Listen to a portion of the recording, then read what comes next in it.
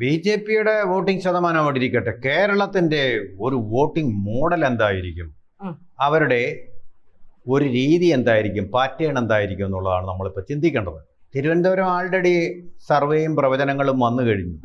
അതായത് അവിടെ 65ഓളം സീറ്റുകൾ നേടുമെന്നാണ്. ഇപ്പോൾ വോട്ടിംഗ് ശതമാനം 35 നിന്നാലും സീറ്റുകൾ 65 നേടാൻ പറ്റും നിഷ്പ്രയാസം. പക്ഷേ ഇതിനകത്തൊരു പാര വരുന്നുണ്ട് തന്നെ.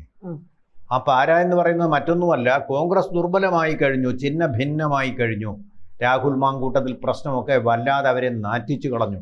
അപ്പം സ്ത്രീജനങ്ങളൊക്കെ കോൺഗ്രസിൻ്റെ താരങ്ങൾക്ക് വോട്ട് ചെയ്യാൻ മടിക്കും, അല്ലെങ്കിൽ അവരുടെ സ്ഥാനാർത്ഥികൾക്ക് വോട്ട് ചെയ്യാൻ മടിക്കും എന്ന ഒരു അവസ്ഥ ഉണ്ട്. ഏറെക്കുറെ ശരിയുമാണ്. അതുപോലെ തന്നെ കോൺഗ്രസിൻ്റെ വലിയൊരു ഒന്നാമത്തെ ഫാക്ടർ. രണ്ടാമത്തെ ഒരു വലിയ ഫാക്ടർ എന്ന് പറയുന്നത്, കോൺഗ്രസ്സിന് ബൂത്ത് തലങ്ങളിൽ വലിയ ശക്തിയില്ല. പ്രാദേശിക തെരഞ്ഞെടുപ്പിൽ ഒരു പാർട്ടിയുടെ വിധി നിർണ്ണയിക്കുന്നത് ബൂത്ത് ലെവലിലുള്ള അതിൻ്റെ പ്രവർത്തനമാണ്. ഏത് തെരഞ്ഞെടുപ്പിലും അതൊരു അടിസ്ഥാന ഘടകമാണ്. അപ്പോൾ അതുകൊണ്ട് തന്നെ ബൂത്ത് ലെവലിൽ പ്രവർത്തനം മങ്ങിയതുകൊണ്ട് പലരും കോൺഗ്രസിൻ്റെ ജയം ആശങ്കയിലാണ് എന്ന് മനസ്സിലാക്കിയിട്ടുണ്ട്.